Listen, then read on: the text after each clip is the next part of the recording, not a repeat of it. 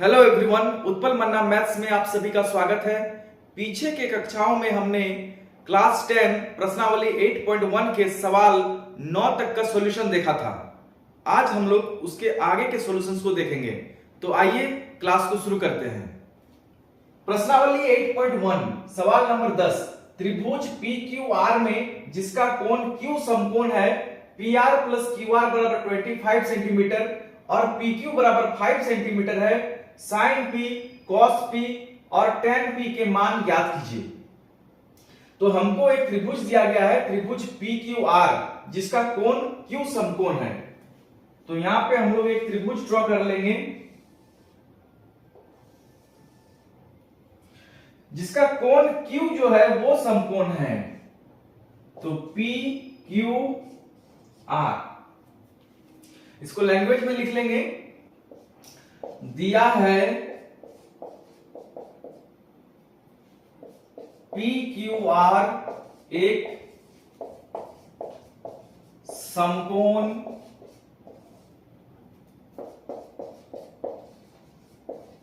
त्रिभुज है जहां Q जो है वो समकोण है, तो एंगल Q बराबर 90 degree, comma PR plus QR बराबर दिया गया है 25 सेंटीमीटर और दिया गया है PQ बराबर 5 सेंटीमीटर, यानी PQ जो है ये 5 सेंटीमीटर दिया गया है और PR प्लस QR इनका एडिशन है 25 सेंटीमीटर।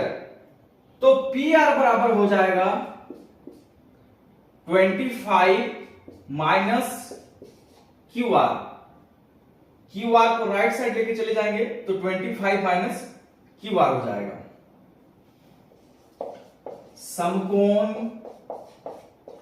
त्रिभुज PQR में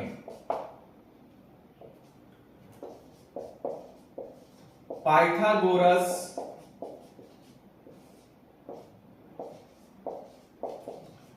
प्रमेय से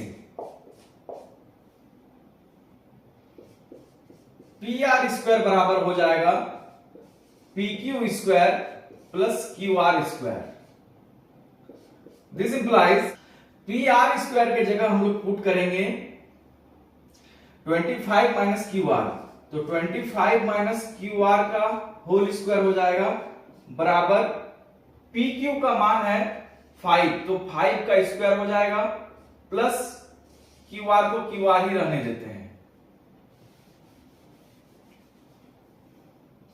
दिस इंप्लाइज 25 का square minus 2 into 25 into QR plus QR का स्क्वायर बराबर हो जाएगा 5 का स्क्वायर 25 प्लस QR का स्क्वायर।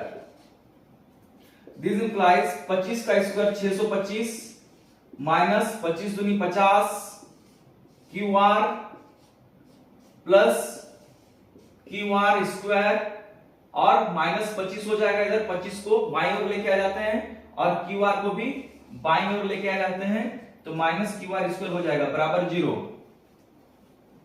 तो हो जाएगा 625 QR स्क्वायर कट जाएगा 625 माइनस 25,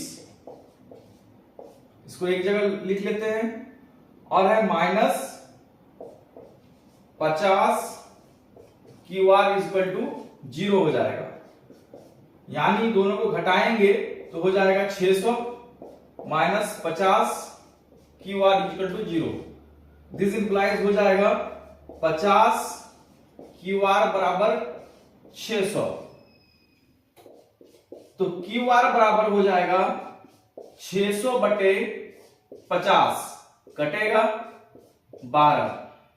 दिस इंप्लाइज QR बराबर हो जाएगा 12 सेंटीमीटर, QR बराबर 12 सेंटीमीटर और हमारे पास क्या था QR प्लस PR बराबर 25 सेंटीमीटर, तो देयरफॉर PR बराबर हो जाएगा 25 माइनस 12 इक्वल टू 13 सेंटीमीटर।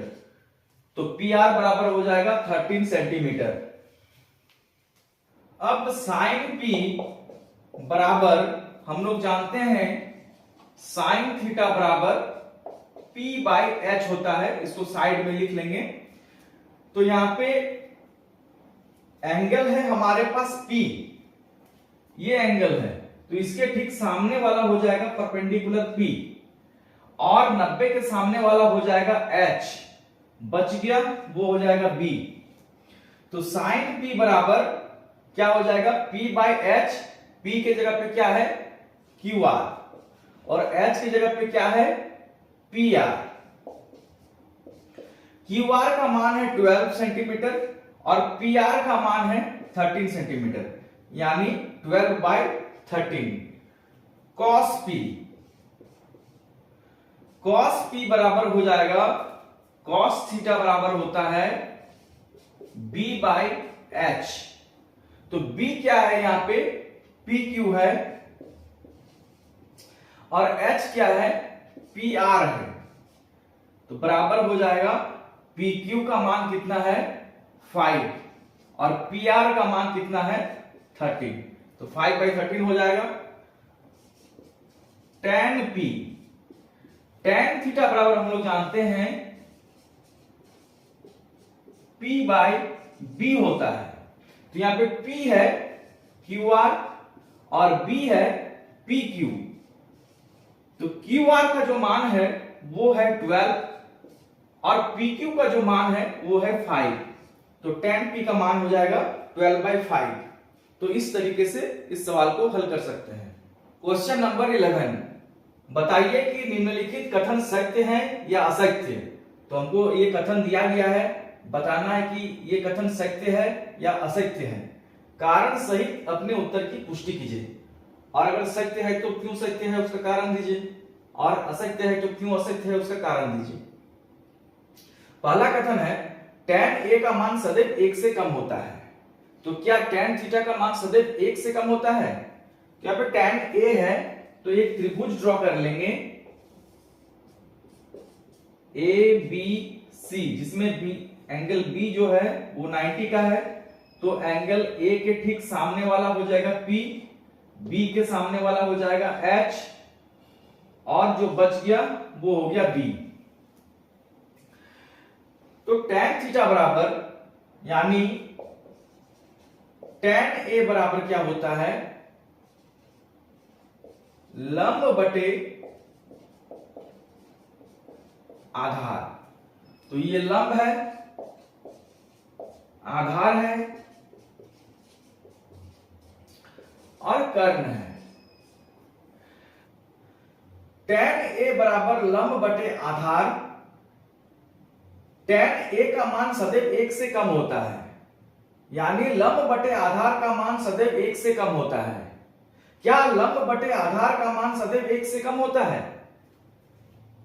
तो यहां पे लंब है, आधार है, तो हो सकता है कि लंब बराबर 4 सेंटीमीटर हो और आधार बराबर 3 सेंटीमीटर हो। इस केस में लंब बटे आधार बराबर हो जाएगा 4 बाई 3, जो कि 1 से बड़ा है। और अगर इसको हम लोग 3 सेंटीमीटर ले लें और इसको अगर 4 सेंटीमीटर ले लें, तो फिर लंब बटे आधार बराबर हो जाएगा 3 बाई 4, जो कि 1 से छोटा है। तो यहां पे बोला है कि tan A का मान सदैव 1 से कम होता है। तो क्या सदैव 1 से कम हो रहा है? नहीं। इस केस में हम देखते हैं कि tan A का मान 1 से बड़ा हो रहा है, यानी 1 से छोटा नहीं हो रहा है। यानी tan A का मान सदैव 1 से कम नहीं होगा, क्योंकि लंब जो है आधार से बड़ी हो सकती है। तो ये कथन हो जाएगा असत्य, क्योंकि लंब आधार से बड़ी हो सकती है। कोई भी बड़ा हो सकता है। अगर लंब बड़ा हो गया तो ग्रेटर देन 1, और अगर आधार बड़ा हो गया तो लेस देन 1, तो ये असत्य कथन होगा, क्योंकि लंब जो है आधार से बड़ी हो सकती है, और लंब जब आधार से बड़ी हो जाएगी तो इसका जो वैल्यू होगा वो ग्रेटर देन 1 हो जाएगा, लेस देन 1 तक नहीं होगा, 1 से कम तक नहीं होगा, यानी ये कथन जो है वो असत्य है। अगला कथन है कोण A के किसी मान के लिए sec A बराबर 12/5। तो क्या एंगल A के किसी मान के लिए sec A का मान 12/5 हो सकता है? तो sec A बराबर क्या होता है? कर्ण बटे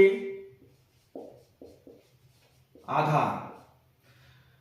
तो हम लोग जानते हैं कर्ण जो है हमेशा लंब से बड़ी होती है, आधार से बड़ी होती है, तो कर्ण आधार से बड़ी हो सकती है, तो ये कथन जो है वो सत्य हो जाएगा। क्यों? क्योंकि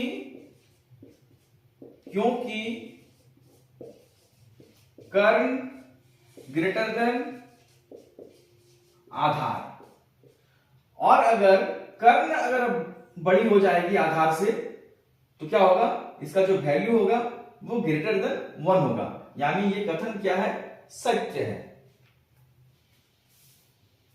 अगला कथन cos A कोण A के कोसेकेंट के लिए प्रयुक्त एक संक्षिप्त रूप है, तो ये असत्य हो जाएगा,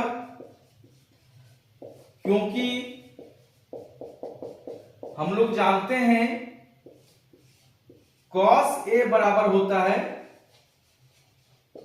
कोसाइन ऑफ एंगल A, न कि कोसेकेंट ऑफ एंगल A। तो cos A बराबर कोसाइन ऑफ एंगल A होता है, जबकि हमें दिया गया है कि cos A बराबर कोसेकेंट ऑफ एंगल A। तो कोसेकेंट ऑफ एंगल A का ये एक संक्षिप्त रूप नहीं है, कोसेकेंट ऑफ A का संक्षिप्त रूप हो जाता है कोसेक A। अगला कथन है cot A cot और A का गुणनफल होता है, तो ये कथन कह रहा है कि क्या cot A बराबर cot इंटू A होता है? ये नहीं होता है, यानी ये एक असत्य कथन है, क्योंकि cot A बराबर होता है कोटेंजेंट ऑफ एंगल A। अगला कथन है किसी भी कोण थीटा के लिए साइन थीटा बराबर 4/3। तो ये एक असत्य कथन है।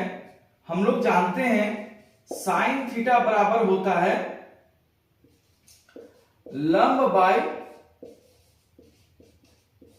कर्ण, और कर्ण जो है हमेशा बड़ी होती है लंब से, यानी जो हर है वो बड़ा होना चाहिए अंश से, जबकि यहां पे अंश बड़ा दिया गया है, हर छोटा दिया गया है, यहां पे लंब बड़ा दिया गया है और कर्ण छोटा दिया गया है, तो ये संभव नहीं है।